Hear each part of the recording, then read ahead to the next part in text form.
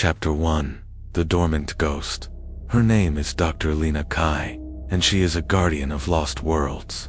In the heart of the Amazon, at a state-of-the-art botanical research institute, she presides over one of the planet's most vital libraries, a seed vault, dedicated to preserving the genetic legacy of the most biodiverse and most threatened ecosystem on Earth. Her job is a race against time, collecting and cryopreserving the DNA of plants that are vanishing faster than we can name them. She is a scientist, a pragmatist, a woman who believes in the elegant, observable logic of the natural world. Her journey into the impossible began, not with a discovery, but with a piece of archival trash. During a routine inventory of the vault's oldest, most neglected collections, she found it. A small lead-lined box from the early 1920s, tucked away and forgotten on a bottom shelf. The box was labeled simply, Monteiro Collection, Unidentified, Viability, Null. Inside were a dozen small wax paper packets containing dark, shriveled seeds that looked more like tiny pebbles than a source of life. The name on the packets was Dr. Arnaldo Monteiro. The name meant something to her. Dr. Monteiro was a figure in the world of ethnobotany, a brilliant, almost mythical explorer from the early 20th century who adventured deeper into the unmapped territories of the Amazon than any Western scientist of his time. He was a man who believed that the indigenous tribes held a scientific knowledge far superior to that of the outside world. His official story ended in tragedy. He was reported to have died in a boating accident in 1925. His body and the bulk of his research lost to the river. These seeds were the only known surviving artifacts of his final, lost expedition. They were considered a historical curiosity, but botanically, they were worthless. Dead for a century. But Lena was not just a guardian, she was a resurrectionist. The idea of a lost species from a legendary explorer was a challenge she couldn't resist. She decided to use every tool of modern science to try and awaken them. She used chemical scarification to break down the tough outer shells. She subjected them to precise temperature shocks, mimicking the wet and dry seasons of the rainforest. She placed them in nutrient-rich hormone-infused gels. But every attempt failed. The seeds remained inert, lifeless, refusing to yield their secrets. After 2 weeks of exhaustive, fruitless work, she had to finally admit defeat. The records were right. The seeds were dead. That night, she fell asleep at her desk in the lab, surrounded by her failed experiments, the dead seeds in a petri dish just inches from her head. And that's when the haunting began. It did not come as a sound, or a shadow in her lab. It came in the theater of her own mind. She had a dream, but it was unlike any dream she had ever had before. It was hyper-realistic, multisensory, and utterly coherent. In the dream, she was not herself. She was a man. She was looking down at her own hands, strong, tanned, weather-beaten hands, and she knew, with an impossible certainty, that they belonged to Dr. Arnaldo Monteiro. Or rather, he was walking through a part of the Amazon she had never seen, a place of breathtaking, alien beauty. She could feel the damp heat on her skin, smell the rich, loamy scent of the forest floor, hear the symphony of insects and birds. An old, wise-looking indigenous man, a shaman, was walking beside him, guiding him. The shaman was pointing at plants, speaking in a soft, melodic language that, impossibly, she could understand in the dream. He was not teaching him botany. He was teaching him a philosophy. He was explaining that no plant lives alone, that every root, every flower, every fungus is part of a sacred, interconnected community, a weave. The shaman led him to a small, hidden clearing. There, growing in a circle, were 3 different plants. In the center was a single, beautiful orchid with luminous, ghost-white petals, the plant that produced the dead seeds in her lab. But growing around it, their roots intertwined, were 2 other, seemingly unrelated plants, a tough, thorny vine, and a small moss-like ground fungus. The shaman explained, in her dream, that the three were one. The vine protected the orchid. The fungus fed it. Without its sisters, the orchid seeds would never have the strength to awaken. They would sleep forever. Lena woke with a violent jolt, her heart pounding. She was back in her cold, sterile lab. The dream was already fading, but the information, the impossible, sacred knowledge, was burned into her memory. It was not a dream, it was a lesson, a message sent from a ghost, through the conduit of his own dormant, dead seeds. She looked at the lifeless seeds in the petri dish, and for the first time, she did not see a failure. She saw 1/3 of a puzzle, and she knew. A scientist's mind is a fortress, built of logic and fortified by the repeatable, observable laws of nature. Lena Kai's fortress had been breached. The dream was a piece of impossible, inadmissible data, yet it felt more real, more true, than any of her failed, peer-reviewed experiments. She was a woman of science, but the ghost of Arnaldo Monteiro was now her lead researcher. She made a choice. She would follow the ghost's prescription. She would treat the impossible dream not as a hallucination, but as a hypothesis. Her first task was to identify the two sister plants from her dream. The vision had been so vivid, so detailed, that the botanical architecture of the vine and the fungus were etched in her memory. She spent the entire day scouring the Institute's archives, and she found them. The thorny vine was a rare endemic species known to the local tribes as a Brachyda serpent, the serpent's embrace. The moss-like fungus was even more obscure, an almost forgotten specimen of mycorrhizal fungi catalogued decades ago and noted for its unique symbiotic properties. According to all known botanical science, these two plants had no significant relationship with the unknown orchid species. They were from different families, different ecological niches. To plant them together was, by the book, a pointless, illogical act. But she was no longer following the book. She was following a ghost. She obtained samples of the vine and the fungus from the Institute's collection. In a private, isolated section of the greenhouse, she prepared a new experiment. She recreated the conditions from her dream with painstaking detail, planting the dead seeds of the ghost orchid in a circle, surrounded by the living roots of its two sisters. She was not just a scientist conducting an experiment anymore. She was a shaman, performing a ritual she did not fully understand. For a week, nothing happened. The seeds remained dormant. The silence from the ghost was deafening. Lena's rational mind began to scream at her. She had abandoned her scientific principles, chasing a dream, a ghost story. She was on the verge of terminating the experiment, of admitting her own foolishness. And then, on the 8th morning, she saw it. A single, tiny, pale green shoot, pushing its way up through the soil. One of the phantom seeds had germinated. A wave of emotion so powerful, it almost brought her to her knees, washed over her. It was a feeling of awe, of terror, and of a profound, impossible connection to the man in her dreams. It was the single, most important scientific breakthrough of her career, and it was a discovery she could never, ever publish. How could she? My methodology, she imagined writing, was a ghost story told to me in my sleep by a dead man. That night, the ghost returned. The dream was different this time, more urgent. She was Monteiro again, but now he was not in a pristine forest. He was in a crude, makeshift camp, writing frantically in a leather-bound field journal by the light of a flickering lantern. In the dream, she could feel his terror, his paranoia. He was being hunted. He kept looking up from his writing, staring into the oppressive darkness of the jungle beyond his campfire, as if expecting to see a predator emerge from the trees. He wasn't afraid of a jaguar. He was afraid of another man. He wrote about a visitor to his camp. A young, ambitious American botanist, sent by a powerful pharmaceutical corporation. A man who did not see the sacred weave of the forest, but only a collection of assets to be liquidated.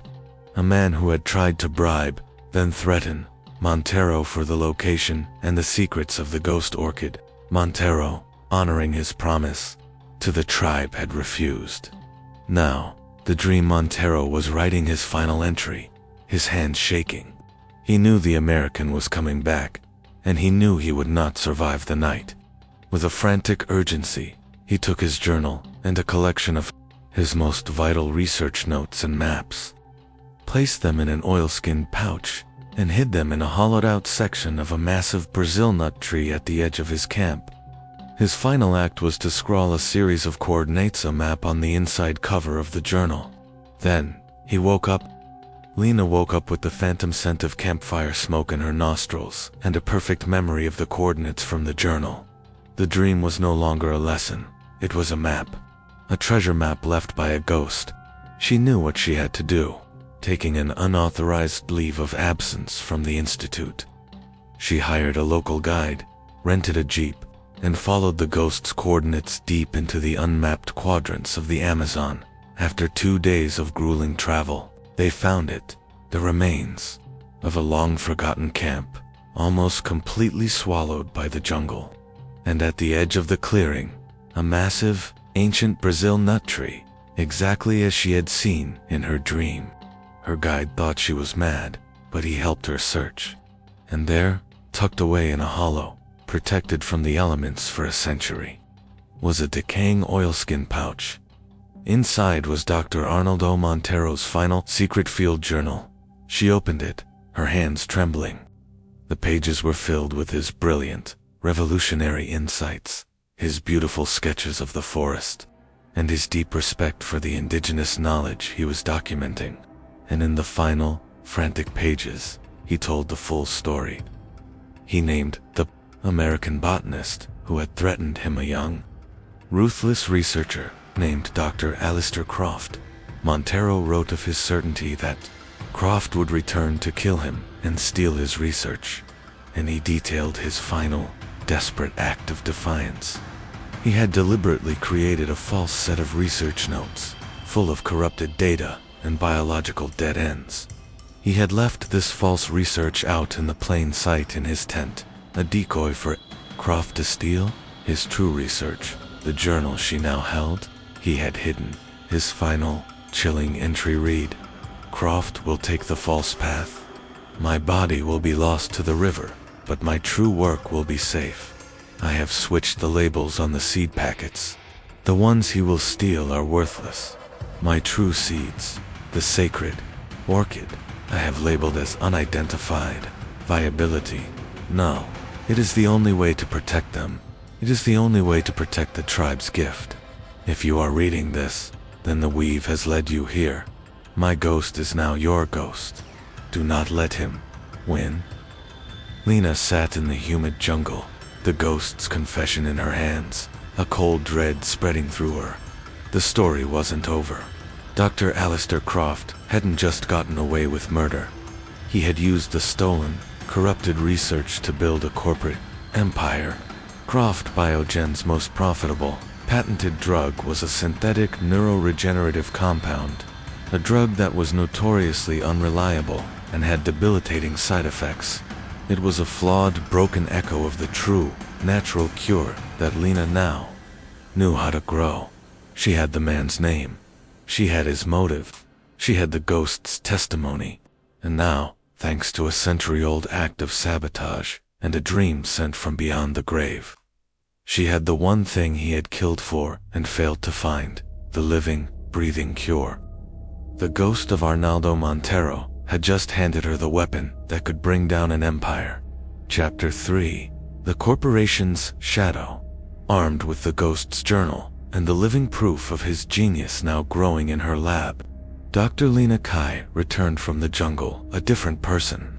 The world, which had once seemed a place of elegant, rational, biological systems, now felt like a crime scene. She was no longer just a botanist. She was the custodian of a murdered man's legacy and the guardian of a cure that a billion-dollar corporation had been built to suppress. The weight of Monteiro's final message, "My ghost is now your ghost. Do not let him win," was a constant, heavy presence. Her first priority was the science. The plant itself was a biological miracle. She began a full genomic sequencing and chemical analysis. The preliminary results were staggering. The orchid produced a unique, complex alkaloid that, in early lab tests on neuron cultures, demonstrated neuroregenerative properties that were orders of magnitude more potent and less volatile than Croft Biogen's synthetic, patented drug. It wasn't just a better version, it was a perfect, natural cure for diseases that Croft's drug only managed. Monteiro's ghost hadn't just led her to a scientific curiosity, it had led her to one of the most important medicinal discoveries of the century. She knew she was in a race against time. She understood the world she was up against. A discovery of this magnitude couldn't stay secret for long. She published her initial findings on the plant's unique genome on a secure, academic preprint server, carefully omitting the details of its regenerative properties and, most importantly, the story of how she had managed to germinate it. She presented it simply as a successful germination of a previously thought extinct species from the Monteiro collection. It was a subtle, strategic move, designed to establish her as the official discoverer in the scientific record before the storm broke. The botanical world was electrified. The story of a young scientist resurrecting a century-old seed from a legendary Explorer's Lost collection was the kind of tale that captured the imagination. For a few weeks, Lena was celebrated. The Institute was thrilled, but she knew it wouldn't last. She was waiting for the other shoe to drop. She was waiting for the dragon to awaken. The first sign of trouble came not as a roar, but as a whisper. A friendly, unexpected email from the head of research and development at Croft Biogen. He congratulated her on her fascinating discovery and noted that his company had a long-standing historical interest in the work of Dr. Monteiro. He offered her a generous grant, access to their world-class facilities, and a collaborative partnership to fully explore the potential of her new plant. It was a perfectly worded, beautifully presented offer. And to Lena, who now held Monteiro's journal, it was a declaration of war. It was the serpent offering a perfectly polished apple. She politely declined, stating that the Institute's policy was to keep such foundational research in the public, non-commercial domain. The friendly tone of the emails immediately vanished. The next communication was not from a scientist, but from Croft Biogen's legal department. It was a formal, aggressive inquiry, questioning her exclusive rights to the Monteiro collection, subtly implying that their company had a prior claim to his research. They were testing her, probing her defenses, trying to intimidate her into surrendering her discovery. It was at this point that the haunting returned, but its nature had changed. It was no longer a gentle, dream-based lesson. It was now a silent, protective presence. One night, as she was working late, archiving her research data, the power to her entire lab wing suddenly cut out, plunging her into pitch-black darkness. A cold terror seized her. The Institute's backup generators should have kicked in instantly. They didn't. She was alone, in the dark, with the most valuable plant on Earth. Then she heard it. The soft, unmistakable sound of a keycard being swiped at the main lab door, followed by the electronic beep of the lock disengaging. Someone was breaking in. Her heart hammered in her chest. She hid under her desk, clutching a heavy wrench, her mind racing. This was it. They weren't just sending lawyers anymore. But the door never opened. From the hallway, she heard the sudden, chaotic sound of multiple, overlapping alarms blaring to life from other sections of the building. Fire alarms, containment breach alarms, security alerts from labs that had nothing to do with her. It was a cacophony of chaos. She heard panicked shouts from the hallway, the sound of running feet as the intruders, their covert operation now exposed, were forced to flee. A few minutes later, the lights in her lab flickered back on. The power was restored. She was safe. She went to the security office the next morning. The technicians were baffled. They had no explanation. Their logs showed a massive, simultaneous, system-wide surge and failure that had triggered dozens of false alarms. All at the exact moment a security breach was attempted at her lab. The intruders were never identified. But Lena knew. It was Monteiro. His ghost was no longer just in the seeds or in her dreams. It had, in some impossible way, extended its influence, using the Institute's own electronic and environmental systems as a shield. He was not a guide anymore. He was a guardian, a silent, spectral bodyguard, protecting his legacy and the woman who now carried it.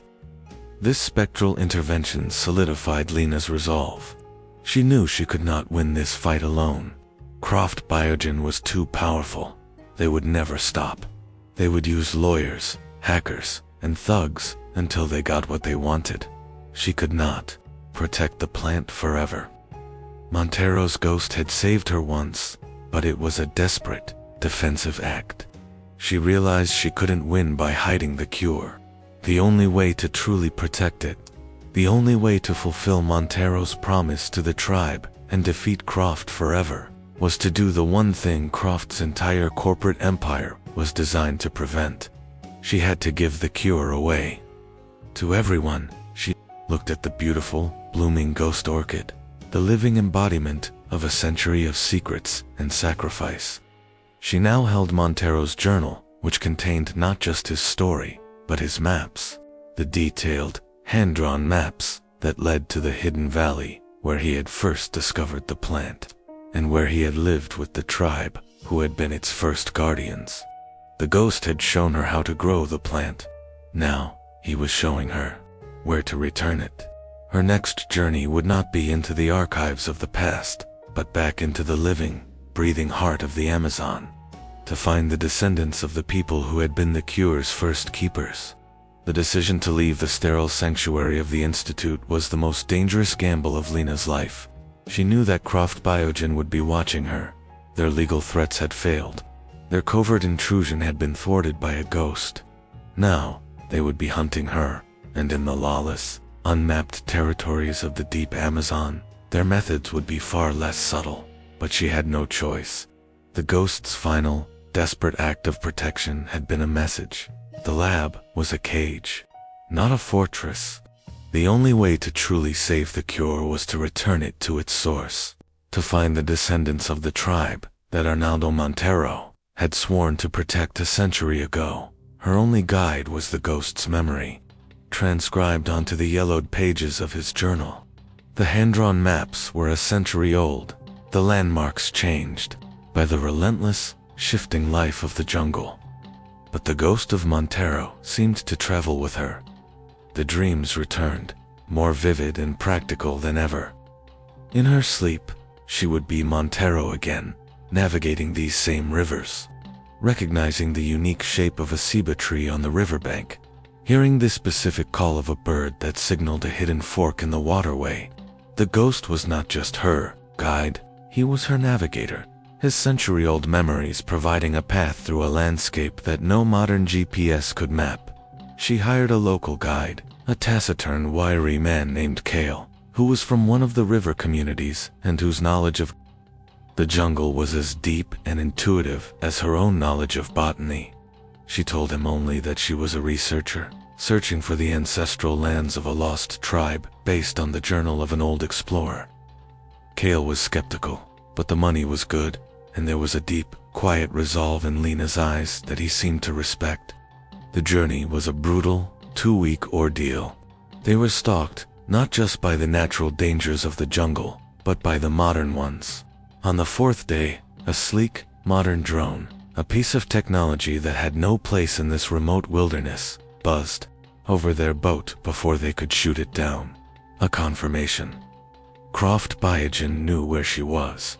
They were tracking her. The ghost's protective influence, it seemed, did not extend this far. Here, she was on her own. The race was on. The dreams grew more intense, tinged with Monteiro's own paranoia. She dreamt of him paddling this same river, constantly looking over his shoulder. the phantom sound of another boat's motor, always just out of sight.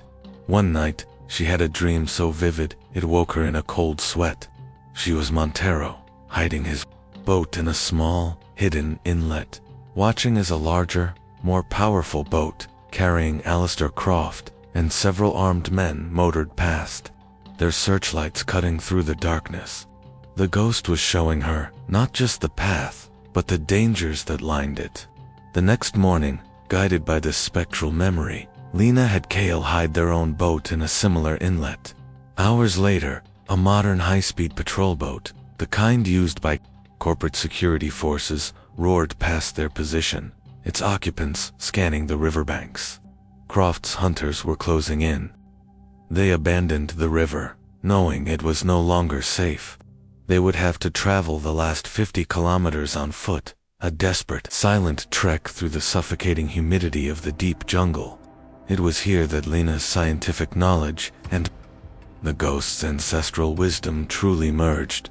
The dreams now focused on survival. Monteiro showed her which plants were edible, which vines held fresh water, which leaves could be used to create a poultice for insect bites. She was no longer just a botanist. She was becoming a student of the ethnobotany that Monteiro had died to protect. Finally, after weeks of travel that had pushed her to the absolute limits of her physical and mental endurance, they found it. Guided by one of Monteiro's final, triumphant dreams, they broke through a thick wall of vegetation and stepped into a hidden valley. The air was different here, cooler, cleaner. The light was softer. It was a place that felt sacred, and in the center of the valley, nestled by a clear, fast-running stream, was a small, thriving village. The thatched roofs, the communal longhouse, the gentle curl of smoke from a cooking fire, it was a place that had remained untouched, hidden from the outside world for centuries. As they approached, a group of villagers emerged, their faces a mixture of curiosity and caution, their hands holding traditional bows and spears. They were the descendants of Monteiro's tribe. They had survived, their culture and their knowledge intact, protected by the isolation of this valley. An old woman, clearly the village elder, stepped forward. Her eyes were dark, ancient, and seemed to hold the memory of the forest itself. She looked at Lena, at her strange clothes, her exhausted face, and then her eyes fell upon the leather-bound journal that Lena was clutching. The elder's stern expression softened. She spoke a single phrase in a soft, melodic language that Lena had only ever heard in her dreams, and then she pointed at the journal. "The Weaver," she said, using the tribe's name for Monteiro. "His spirit, it walks with you." In that moment, Lena understood. Monteiro's ghost wasn't just a memory in a machine or a dream. It was a living presence in the memory of these people. They had been waiting. For a century, they had been the silent guardians of his story, passing it down through the generations. The ghost hadn't just led Lena here to give them the cure. He had led her here to bring their shared story full circle. But as the villagers welcomed her, a new, urgent problem arose. Kale, her guide, who had been monitoring their satellite phone, approached her, his face grim. He had picked up a signal. The corporate security team, using a helicopter, had spotted the valley. They had landed a team at the valley's edge. They were coming. They had tracked her all the way to this sacred, hidden place. The final confrontation was no longer a question of if, but when. And it would happen here, in the last sanctuary of the ghost's legacy. Chapter 5. The Sanctuary's Defense. There was no time for celebration. The arrival of Croft Biogen's security team had transformed the sacred valley from a sanctuary into a siege ground. Lena's heart was a block of ice. She had led the monsters here. Her quest to save Monteiro's legacy had inadvertently led to the potential destruction of the very people he had died to protect. But as she looked at the face of the village elder, a woman named Yana, she saw not fear, but a deep, ancient resolve. The tribe had survived in this jungle for centuries. They had faced predators far more dangerous than men in corporate uniforms. Yana listened to Lena's frantic warnings. She looked at the maps in Montero's journal, then at the sky, where the distant, faint hump of a helicopter could now be heard. She understood the threat perfectly, but her response was not to prepare for a fight. It was to prepare a ritual. She told Lena that the forest itself would be their shield, and that the spirit of Montero the Weaver, as they called him, would be their guide. The ghost, it seemed, had one final lesson to teach. What followed was not a battle plan, but a strange and beautiful act of ecological defense. Guided by Yana, the tribe members, including the children, began to move through the forest at the valley's edge. They were not setting traps. They were communicating with the environment. They crushed specific leaves to release potent, disorienting scents into the air. They disturbed nests of harmless but loud insects to create a cacophony of noise in one direction, a sonic diversion. They used polished stones to reflect the afternoon sun into the eyes of anyone approaching from the west.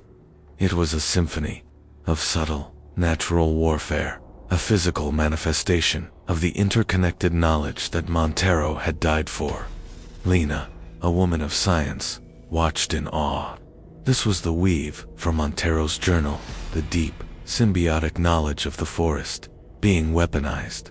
The security team, with all their advanced technology, were rendered deaf and blind.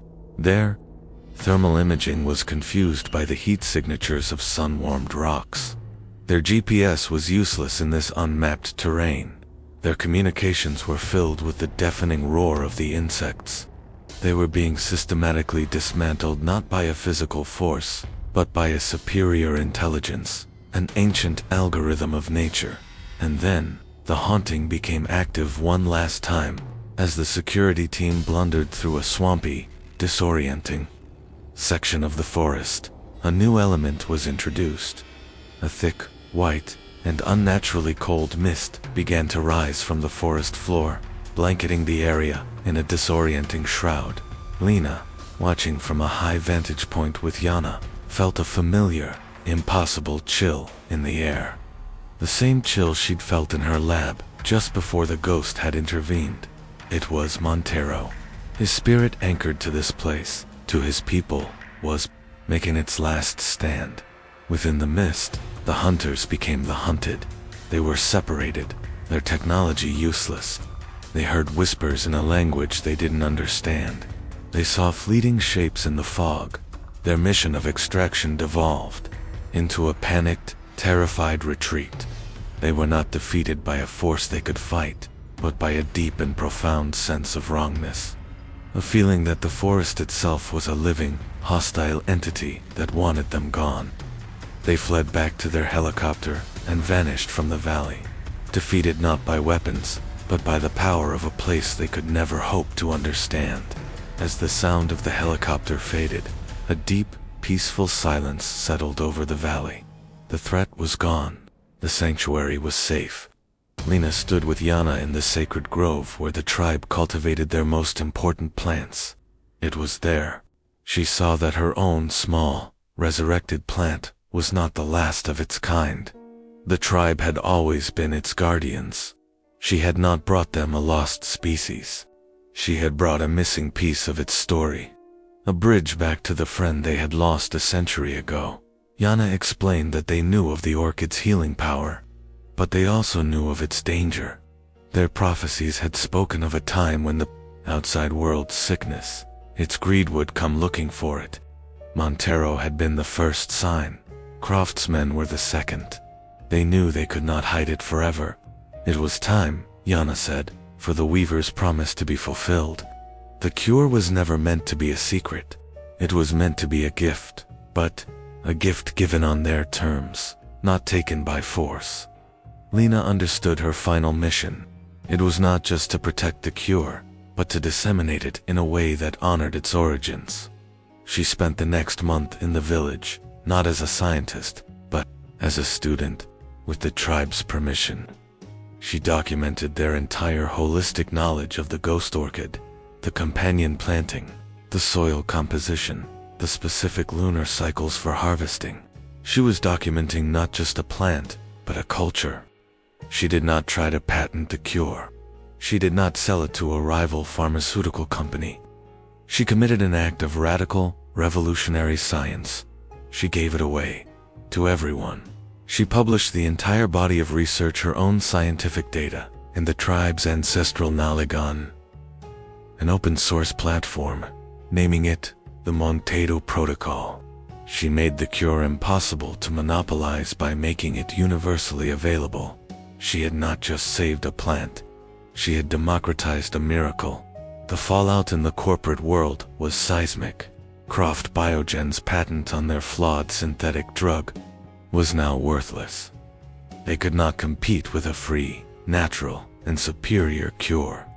Their empire, built on a foundation of murder and lies, simply crumbled under the weight of this act of scientific generosity.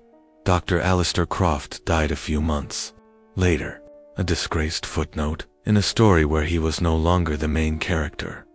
Lena never returned to the valley, but she had fulfilled her promise. The ghost of Arnaldo Monteiro never visited her dreams again. His work was done. His promise to his tribe had been kept. His spirit was finally at peace. His ghost, no longer a haunting memory, but a living, breathing part of a cure that now belonged to the world. He had been silenced for a century, but in the end, his voice would help heal millions. Chapter 6.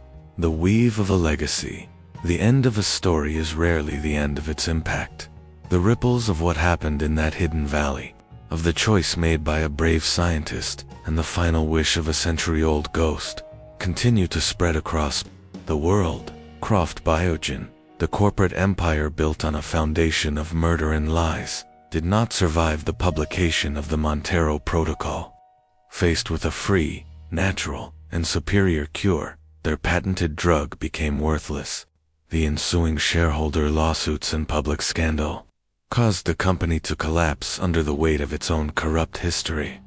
Dr. Alistair Croft, the man who had traded his soul for a legacy, died a few months later, not as a celebrated pioneer, but as a disgraced footnote in a story that was no longer about him. But this was never a story about revenge. It was a story about a resurrection. The true legacy of Arnaldo Monteiro is not the downfall of his enemy, but the flourishing of his discovery. The Monteiro Protocol, being open source and free from the shackles of patents, was embraced by the global scientific and medical communities with unprecedented speed. Universities and non-profit labs around the world began cultivating the ghost orchid, using the precise holistic methods documented by Lena from her time with the tribe. The experience, a sacred secret and then a corporate target, became what it was always meant to be, a gift to humanity. And what of Dr. Lena Kai? She did not seek fame or fortune from her discovery. She refused all interviews, all accolades. She quietly returned to her work at the Botanical Institute, but she was a changed woman. She was no longer just a scientist of the observable world. She was a guardian of the space between science and spirit. Her most important contribution, she told me, was ensuring that the tribe, the descendants of Monteiro's guardians, were placed at the heart of the new foundation created to oversee the cultivation of the orchid. They were no longer a hidden people. They became the respected teachers, the master gardeners, sharing their ancient knowledge with the world on their own terms. Their economic future secured, their culture preserved, the haunting, of course, had ended. The ghost of Arnaldo Monteiro never visited her dreams again. His work was complete. His promise to the tribe had been kept. His spirit was finally at peace, its energy no longer bound to the dormant seeds of his past, but released into the living, breathing reality of his future. He had been a man who was erased from history, but his legacy is now written in the healing neurons of thousands of patients, and in the quiet dignity of the people he died to protect. He had been a phantom, a whisper in a dream, but his voice is now a permanent part of the story of modern medicine. It is a profound reminder that the oldest knowledge is sometimes the most advanced, that the secrets to our future are often buried in the forgotten wisdom of our past, and that sometimes the most powerful ghosts are not the ones who scream for vengeance, but the ones who whisper instructions for a better world, waiting patiently for someone with the courage and the heart to listen. This has been the story of the Phantom Seed, the tale of a botanist, Dr. Lena Kai, who discovered that a set of century-old dead seeds were haunted by the spirit of a forgotten explorer, Dr. Arnaldo Monteiro. Guided by the ghost through her dreams, she not only learned the secret to resurrecting his lost, miraculous healing plant, but also uncovered a story of murder and corporate greed. Hunted by a powerful pharmaceutical company, she raced to the Amazon to find the indigenous tribe Monteiro had died to protect. In a final confrontation, they used the forest's own wisdom to defend themselves. And instead of selling the cure, they chose to give it away to the world, fulfilling the ghost's true wish. It's a story that proves that the most powerful legacies are not patented and sold, but shared freely, and that the spirits of those who are silenced often leave behind the very seeds of their own resurrection. The natural world is a library of forgotten stories and silenced wisdom. Here at Crimson Tales, we believe that the answers to our greatest challenges are often waiting patiently in the quiet places of the earth, guarded by the ghosts of those who understood them best. If you believe in listening to the ancient voices that whisper from the soil and the trees, then join our investigation